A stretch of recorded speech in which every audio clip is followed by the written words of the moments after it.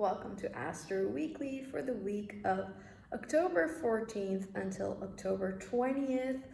Shout out to my little niece who turns 9 this year. Happy birthday, Ella. We love you.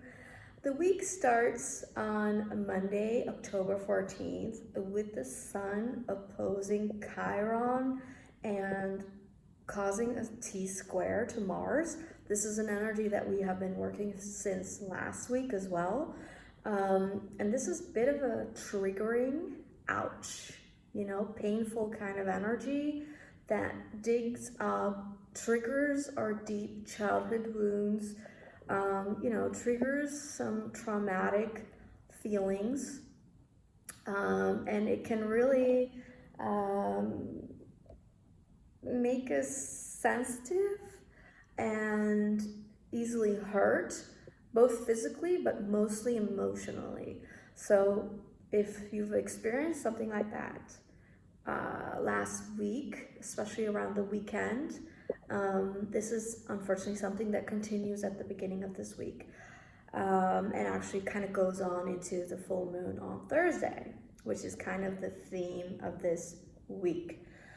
But this tension that occurs on Monday, it's lightened up by one of our most benefic, positive planets in our solar system, which is Jupiter. Jupiter is retrograde, so not at full strength, but it's more internal. So it's about philosophizing and finding the optimism within, counting your blessings. It's trining, I guess, still the sun, and lightens up this opposition between Chiron and the sun. So, as I said, you have to find, the positivity within. You have to find ways to laugh about it and to lighten the energy, okay? Also on Monday, another energy that continues from last week, it's Venus, Scorpio, opposite Uranus, retrograde in Taurus. Unfortunately, Uranus is at the algal degree, a fixed star, right? So this Venus opposition causes women's issues, okay?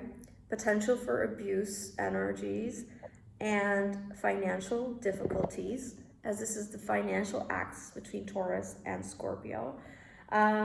So the ladies want to be a little bit careful, okay?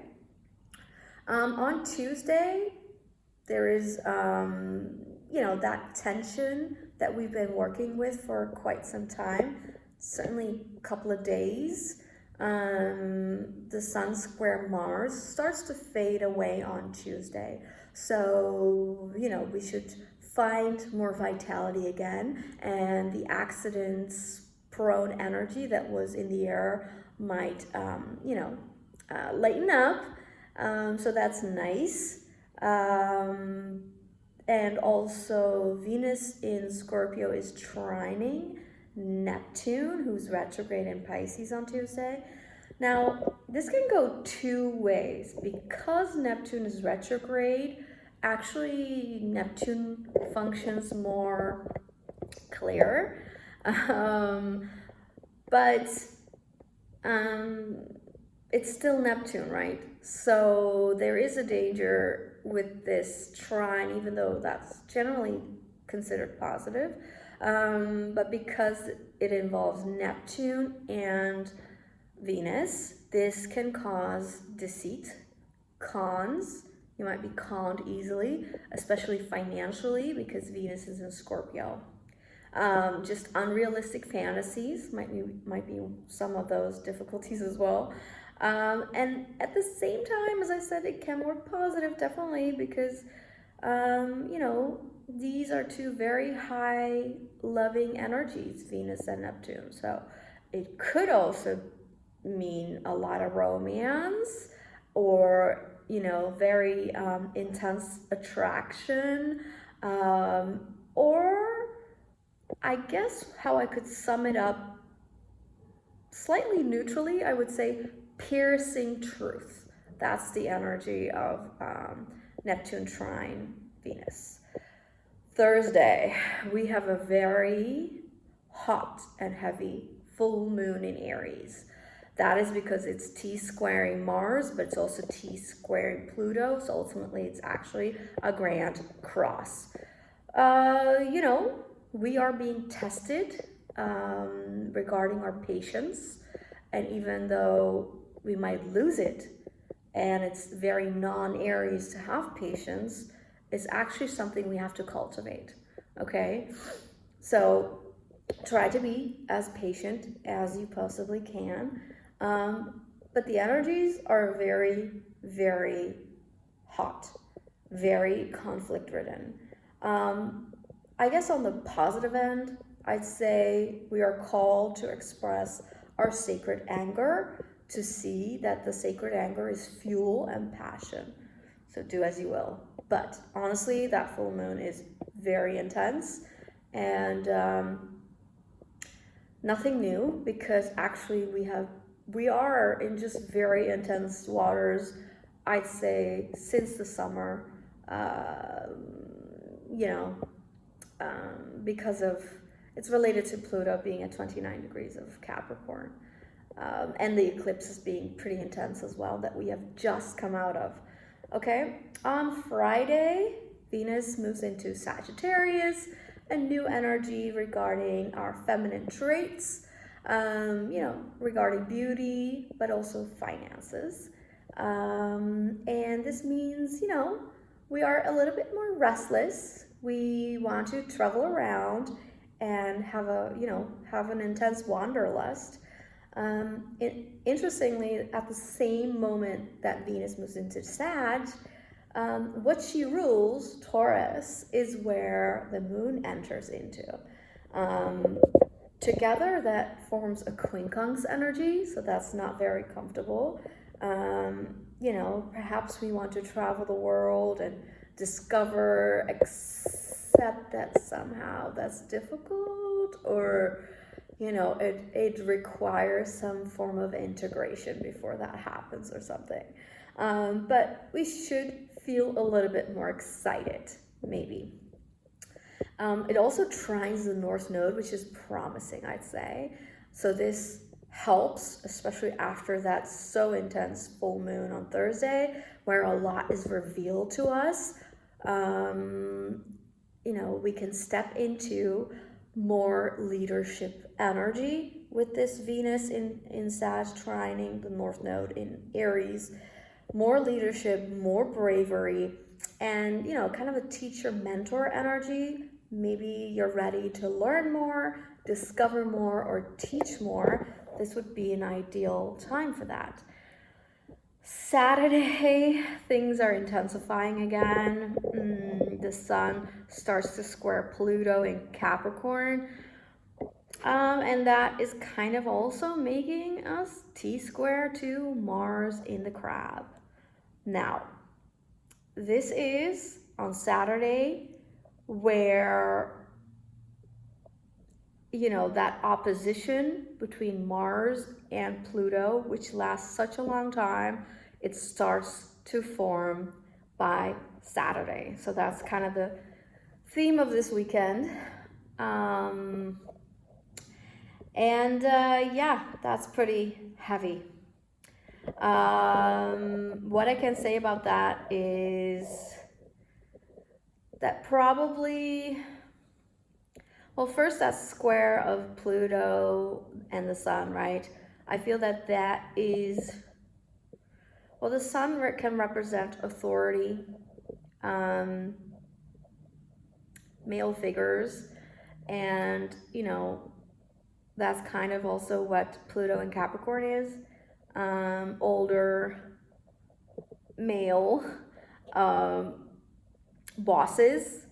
And so there's something about a very difficulty in leadership, and, you know, who's the boss, and are we revealed to things that are very uncomfortable, to endings. This is also cutting off of some of the leaders, or discovering that there are issues regarding this. it could also bring out some fears that Pluto will rub and massage. So that's a little bit something to keep an eye out, and perhaps we'll hear about that in the news as well if you don't encounter it literally in your own life. So kind of the question is there, who's the authority? Okay.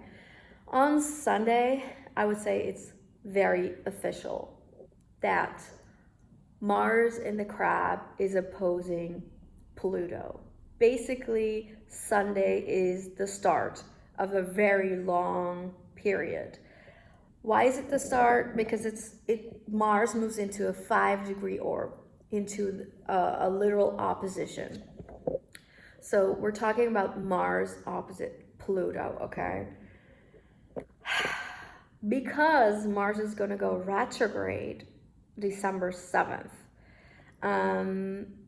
But it goes retrograde at 6 degrees of Leo.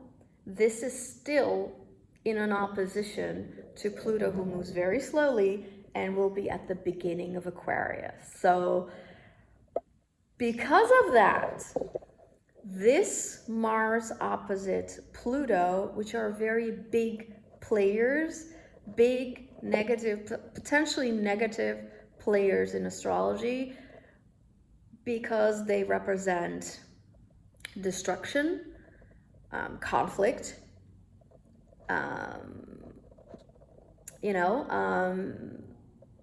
this is an energy that continues, in theory, in my theory, in 2 ways.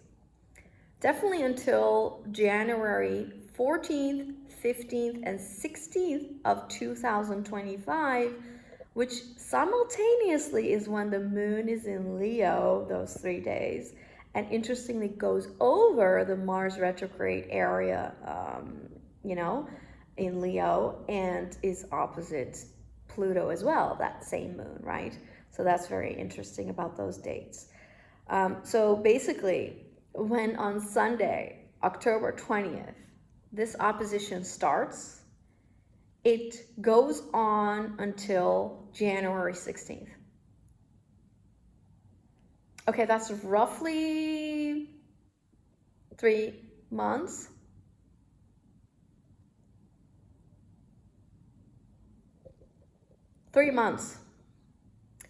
And we could even say, does it last until January 21st of 2025? Because that's when the sun is conjunct Pluto in Aquarius at 0 degrees, and that with a 6-degree orb still causes an opposition, to Mars retrograde at 24 degrees of the Crab. And that would make it an exact 3-month period. So this weekend, unfortunately, I'm very sad to say that we embark on a 3-month opposition of Mars Pluto. Normally that would take 2-3 days. Now it takes 3 months. And not only does it take 3 months, it coincides with Pluto moving into a new sign and ending a 248-year cycle in Capricorn. So this is a very intense period. And I don't want to cause panic. I don't want to cause any fears. But unfortunately, that is kind of the vibe. So it's a long-ass time of demolition, of crumblings, of insecurities.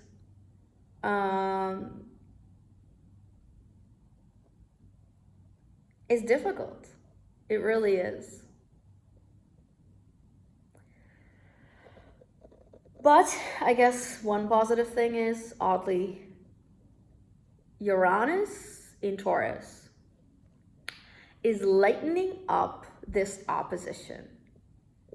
And normally that would mean, you know, because it's kind of sextiling Uranus, definitely, by the way, this weekend, it's about building strong foundations. But let's not forget that Uranus is at an algol degree, so it's also going to cut out foundations that aren't strong first. And, you know, because it's an algol degree, this might be difficult for females or women, and abuse issues might bubble up, even if it's something you've encountered yourself, and so the emotions come up from the subconscious, you know. But Uranus helping this opposition between Mars and Pluto, I feel the question that it brings up is that, is radical action needed? Now think about that. Because that Mars opposite Pluto is going to change everything. And that Pluto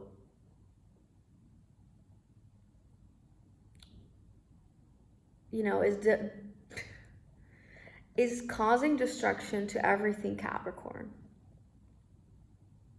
And then November 19th is going to enter Aquarius, which is all about that Uranian energy. Change.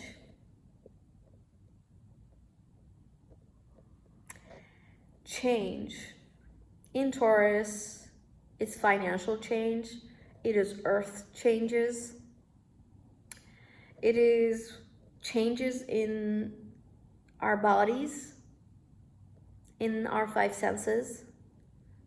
So changing what we see, what we hear, what we smell. But if Uranus is easing this tension, then what is easing it? Well, Uranus represents chaos, surprises, radicalness, future themes, futuristic. It's about intelligence and technology. And so, that's going to help. It also feels like that is just, well, I guess in a way we're catapulted into a new future. And that it's going to be with chaos. But that we have to use our intelligence. And as Uranus is also about frequencies, that is a part of what's going on as well. Changes in frequencies. Frequencies used for conflict. And conflict these days is not the way it was. It's with frequency technologies and a lot more that we don't understand yet, probably. But so, yeah, Mars opposite Pluto, 3 months. So this week I would sum up with a lot of restless energy. Remember, also a huge, impactful full moon in Aries, very difficult one on Thursday. And so it's a very intense week. And it's the start of a very long period that's going to bring uncomfortability. So as always, take care of yourself. Be kind to your loved ones. Be compassionate with yourself. And be mindful about the health of your body, of your mind. And, take care of your spiritual self as well. The way you can embed more patience and trust is to slow down.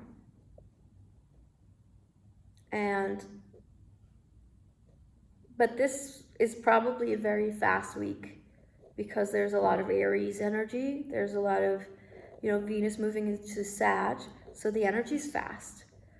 But we have to slow down or else it might feel too much. So take care, and I'll see you in the next one.